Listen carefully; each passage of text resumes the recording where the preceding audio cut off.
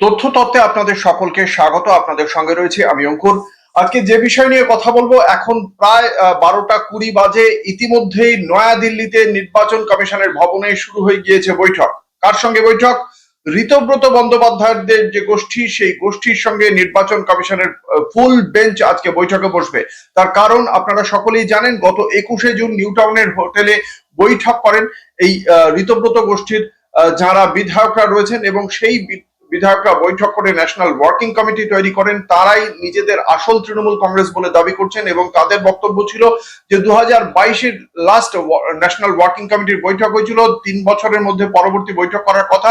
2025-এ সেই বৈঠক হয়নি। 2026-এর জুন মাসে তারা সেই বৈঠকটি করলেন, এবং তারপর সেই ন্যাশনাল ওয়ার্কিং কমিটি কার কি দায়িত্ব সেটা ভাগ করে দেওয়া হয়েছে সর্বসম্মতভাবে, এবং তারাই নিজেদের আসল তৃণমূল কংগ্রেস দাবি করেছেন। অন্যদিকে একই সঙ্গে তৃণমূল কংগ্রেসের যে তহবিল ছিল, সেই তহবিলের এই মুহূর্তে শেষ যে কোষাধ্যক্ষ অরূপ বিশ্বাস বলেছিলেন যে যদিও তাকে কোষাধ্যক্ষের পদ থেকে পরবর্তীকালে মমতা বন্দ্যোপাধ্যায় শিবির তার নাম অপসারিত করেছে, কিন্তু তিনি কোষাধ্যক্ষ থাকাকালীন অবস্থায় বেশ কয়েকটি চেকে সই করে রেখেছিলেন। সেই কারণে ওই ব্যাংকিং ট্রানজাকশন যাবতীয় যেন বন্ধ করা হয়, এবং তার প্রেক্ষিতে সেই বিষয়টি এখনো পর্যন্ত আদালতে বিচারাধীন হলেও ব্যাংক আপাতত সেই ট্রানজাকশন বন্ধ রেখেছে।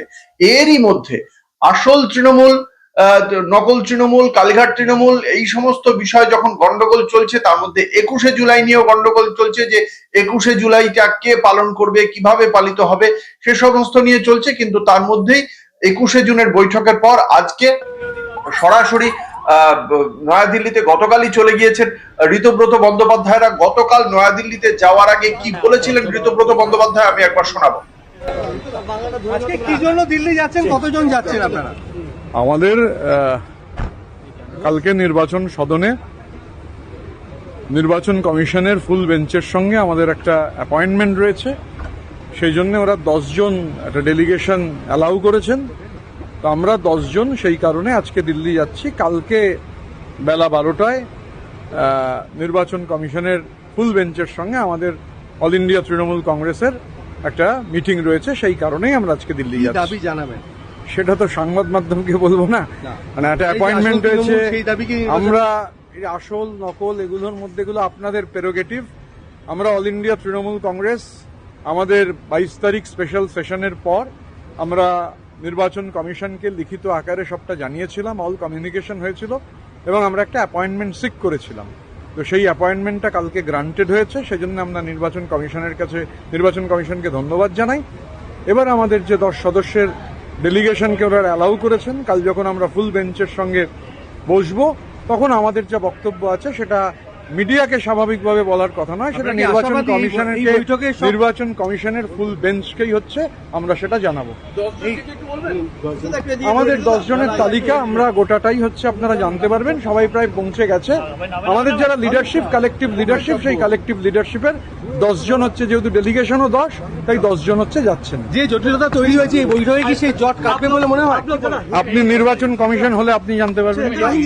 গত 23শে জুন তৃণমূল দখলের পথে আরো এক ধাপ এগিয়ে গিয়েছিলেন। রাজ্যের মুখ্য নির্বাচনী আধিকারিকের দপ্তরেও যান ঋতব্রত বন্দ্যোপাধ্যায়রা। আপনারা শুনলেন তার বক্তব্য, এবং সেখানে তার সঙ্গে ছিলেন বর্তমান তৃণমূল কর্মসমিতির চেয়ারম্যান অরূপ রায়, সাধারণ সম্পাদক সন্দীপন সাহা, কোষাধ্যক্ষ আখরুজ্জামান। দলের এই অভ্যন্তরীণ টানাপোড়েনের কথা উল্লেখ করে তৃণমূল কংগ্রেসের ব্যাংক অ্যাকাউন্ট ফ্রিজ করার কথা বলেছিলেন, এবং সেই 440 কোটি টাকা এই মুহূর্তে রয়েছে বলেই জানতে পারা যাচ্ছে। সেই 440 কোটি টাকা আপাতত তোলা যাবে না বলে ব্যাংক কর্তৃপক্ষকে নির্দেশ দেওয়া হয়। এরপরে হাইকোর্টের দ্বারস্থ হয় কালীঘাট শিবির। এবং অন্যদিকে তৃণমূল কংগ্রেসের কালীঘাট শিবির, এই কালীঘাট শিবিরের পক্ষ থেকে ঋতব্রত বন্দ্যোপাধ্যায়, সন্দীপন সাহা, অরূপ রায়, জাভেদ খান, বিপ্লব মিত্রের বিরুদ্ধে কালীঘাট থানা এবং নিউ টাউন থানা কেন? কারণ নিউ টাউন থানা এলাকার অন্তর্গত একটি হোটেলে বসে এই ঋতব্রত শিবির একটি বৈঠক করে, এবং সেই বৈঠকেই তাদের নতুন নতুন চেয়ারম্যান, কোষাধ্যক্ষ, সাধারণ সম্পাদকদের নাম স্থির হয়। ফলে সেই জায়গা থেকে এই কালীঘাটপন্থী তৃণমূল নেত্রী দোলা সেন এই কালীঘাট থানা এবং নিউ টাউন থানায় তারা অভিযোগ দায়ের করেছেন, এবং সেই অভিযোগ দায়ের করে তারা জানিয়েছেন যে দলের নাম প্রতীক ভাঁড়িয়ে কর্মীদের বিভ্রান্ত করার চেষ্টা করছে এই ঋতব্রত বন্দ্যোপাধ্যায় গোষ্ঠী। এবং এই পরিস্থিতিতে দাঁড়িয়ে একদিকে যখন কালীঘাট শিবির তাদের বিরুদ্ধে অভিযোগ করছে, সেই অভিযোগটা কবে হচ্ছে? এই সদ্য হচ্ছে। আর তার আগেই কিন্তু নিজেদের জাতীয় কর্মসমিতির বৈঠকটা ঋতব্রত বন্দ্যোপাধ্যায়রা করে ফেলেছেন এবং তারা আজকে নির্বাচন কমিশনের সামনে 10 সদস্যের যে প্রতিনিধি দল নতুন তৃণমূল কংগ্রেস, ঋতব্রত বন্দ্যোপাধ্যায়দের তৃণমূল কংগ্রেসের পক্ষ থেকে এই মুহূর্তে পৌঁছে গিয়েছে নির্বাচন কমিশনে। আজ বেলা 12টা থেকে এই বৈঠক, ইতিমধ্যেই নির্ধারিত সময় এই বৈঠকের, এবং এরপরেই আজকেই কি তাহলে ফয়সালা হয়ে যাবে? ফয়সালা হয়ে যাওয়ার পথে যে যে আইনগুলো বাধা রয়েছে আমি সংক্ষেপে সেটা আপনাদের জানিয়ে রাখি। সুপ্রিম কোর্টের সাংবিধানিক বেঞ্চের সুভাষ দেশাই বনাম principal secretary, governor of Maharashtra এবং অন্যান্য এদের সঙ্গে যে হয় তাতে 2023 সালে এই মামলাটি হয়েছিল। সেই মামলার প্রেক্ষিতে স্পষ্টভাবে নিষ্পত্তি করা হয়েছিল। 11ই মে রিট পিটিশন হয় এবং সেক্ষেত্রে মাননীয় প্রধান বিচারপতির সভাপতিত্বে গঠিত বেঞ্চের পক্ষে সেখানে বলা হয়েছিল যে এই বিভাজনের ক্ষেত্রে যেটা 91তম সংশোধন, সেই আইন দ্বারা 10ম তফসিলের 3 নম্বর অনুচ্ছেদ বাদ দেওয়ার ফলে এই মামলার সম্মুখীন সদস্যদের জন্য বিভাজন অর্থাৎ স্প্লিটের যে তত্ত্ব সেটা প্রযোজ্য নয়। আইন কোনো রাজনৈতিক দলের প্রতিদ্বন্দ্বী গোষ্ঠীতে বিভক্ত হওয়াকে অনুমোদিত ঘটনা হিসেবে স্বীকৃতি দেয় না।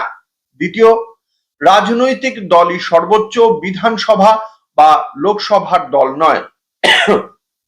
অর্থাৎ এক্ষেত্রে যে আইনসভাতে যে রাজনৈতিক দলের প্রতিনিধিরা নির্বাচিত জনপ্রতিনিধি হয়ে পৌঁছচ্ছেন, তারা রাজনৈতিক দলের হয়ে তাদের প্রতীকে জিতে ওই আইনসভায় গিয়ে পৌঁছচ্ছেন, ফলে তাদেরকে রাজনৈতিক দলের স্বীকৃতি দেওয়া হবে না। রাজনৈতিক দল চূড়ান্ত, তারাই সর্বোচ্চ। বিধানসভায় যে দলটা হচ্ছে পরিষদীয় দল, চূড়ান্ত নয়। এ বিষয়ে বিধানসভায় হুইপ দলের নেতা নিয়োগ করে রাজনৈতিক দল, বিধানসভার পরিষদীয় দল নয়। এই বিষয়টি বলা হয়েছে খুব পরিষ্কার ভাবে। তৃতীয়ত, স্পিকার রাজনৈতিক দলকে স্বীকৃতি দেন, প্রতিদ্বন্দ্বী কোনো গোষ্ঠীকে নয়, কোনো পরিষদীয় গোষ্ঠীকে নয়, রাজনৈতিক দলকে তিনি স্বীকৃতি দেন, সেটাই হওয়ার কথা। এবং 10ম তফসিলের 2-1 অনুচ্ছেদের উল্লেখ করা হয়েছে এখানে, স্পিকার প্রাথমিকভাবে তাকে নির্ধারণ করতে হবে রাজনৈতিক দল কোনটি। এবং এক্ষেত্রে লোকসভার প্রাক্তন মহাসচিব সাংবিধানিক আইন বিশেষজ্ঞ পিডিটি আচারিয়ার মতে সংবিধানের 10ম তফসিল অনুযায়ী কেবল মূল রাজনৈতিক দলই অন্য কোনো দলের সঙ্গে মিশতে পারে। সাংসদ বিধায়করা দাবি করতে পারেন যে তাদের মূল দলটি মিশে গেছে এবং তারা সেই সংযুক্তিতে সম্মত হয়ে নতুন দলের সদস্য হয়েছেন, তারা এককভাবে যেতে পারেন না। কিন্তু কি হয়েছে আমরা দেখেছিলাম, কাকলি ঘোষ দস্তিদারের অংশটা 20 জন সাংসদ তারা এনসিপিআই তে চলে গিয়েছেন, তারা সেখানে চলে গিয়ে যেহেতু 2/3, ফলে দলত্যাগ বিরোধী আইন তাদের উপর প্রযোজ্য হয়নি। এরপরে দ্বিতীয় বিষয়টা হচ্ছে মমতা বন্দ্যোপাধ্যায়ের নেতৃত্বাধীন তৃণমূল কংগ্রেস এখনো পর্যন্ত এই ঋতব্রত শিবিরের যে সমস্ত বিধায়করা রয়েছেন তাদের সদস্য পদ বাতিলের জন্য কোনো আবেদন বা ডিসকোয়ালিফিকেশন পিটিশন করেছেন বলে জানা নেই। ফলে সেদিক থেকে নির্বাচন কমিশনের দ্বারস্থ হয়ে যদি মমতা শিবির, কালীঘাট শিবির যদি আসল তৃণমূল কংগ্রেস হিসেবে দাবি জানাতো, সেক্ষেত্রে হয়তো খানিকটা আইনি সহযোগিতা পেতে পারতো তারা। একদিকে সংসদীয় আইন, অন্যদিকে হচ্ছে গিয়ে দলীয় আইন। এই যে তাদের কাছে 2/3 জনপ্রতিনিধি রয়েছে, এই দাবি নিয়েই কিন্তু এই একনাথ শিন্ডে শিবির শিবসেনা অর্থাৎ উদ্ধব শিবিরের কাছ থেকে শিবসেনার যে দলীয় প্রতীক, সেই প্রতীক তারা ছিনিয়ে নিয়েছে নির্বাচন কমিশনের মাধ্যমে, আইনত ভাবেই ছিনিয়ে নিয়েছে। ফলে আজকের এই বৈঠক অত্যন্ত গুরুত্বপূর্ণ। দেখা যাক, সেই খবরের আপডেট অবশ্যই আপনাদের সামনে রাখবো। কিন্তু আইনের দুটি জায়গা রয়েছে। এক, আইন 10ম তফসিল 91তম সংবিধান যে সংশোধন হয়েছিল, 91তম সংশোধনে বলা হচ্ছে যে রাজনৈতিক দল মুখ্য, কোন পরিষদীয় দলে নির্বাচিত জনপ্রতিনিধিরা এ বিষয়ে সিদ্ধান্ত নিতে পারে না। 2, যেভাবে 2/3 জনপ্রতিনিধি যখন একদিকে রয়েছেন তখন তারাই দলীয় প্রতীক এবং তার সঙ্গে সঙ্গে দলের নাম পেয়ে যাবেন, যেটা অনুসৃত হয়েছে, যেটা অনুসরণ করা হয়েছে মহারাষ্ট্রে এনসিপির কাছ থেকে, শরদ পাওয়ার গোষ্ঠীর কাছ থেকে অজিত পাওয়ার গোষ্ঠী এনসিপির প্রতীক পেয়ে গিয়েছেন, একনাথ শিন্ডে উদ্ধব ঠাকরের কাছ থেকে শিবসেনার প্রতীক পেয়ে গিয়েছেন। এই দুটি ঘটনাই ঘটেছে একেবারে সদ্য। এই দুটি ঘটনায় অনুসরণ করা হয়েছে যে দলের সংখ্যাগরিষ্ঠ জনপ্রতিনিধি কোন গোষ্ঠীর সঙ্গে রয়েছে সেটার ভিত্তিতে তাদেরকে চিহ্নিত করা হয়েছে আসল দল হিসেবে। আর অন্যদিকে যখন আমরা দেখতে পাচ্ছি 91তম সংশোধন, সেখানে কিন্তু বলা হচ্ছে রাজনৈতিক দল আসল এখানে কখনোই পরিষদীয় যে দল নির্বাচিত জনপ্রতিনিধি তারা স্থির করবেন না বিষয়টা কি হবে। দেখা যাক এ বিষয়ে নির্বাচন কমিশন, ঋতব্রত গোষ্ঠী নাকি কালীঘাট শিবিরের পক্ষে দাঁড়ায়। আজকেই কি ফয়সালা হয় নাকি না হয় সে বিষয়ে হয়তো আর মাত্র কিছুক্ষণের অপেক্ষা, কারণ বৈঠক ইতিমধ্যেই শুরু হয়ে গিয়েছে। দেখা যাক সেদিকে কি হয়। আমার প্রতিবেদন যদি আপনাদের ভালো লাগে তাহলে লাইক, কমেন্ট, সাবস্ক্রাইব, শেয়ার করুন। দেখতে থাকুন অঙ্কুর এক তথ্য তত্ত্ব। নমস্কার।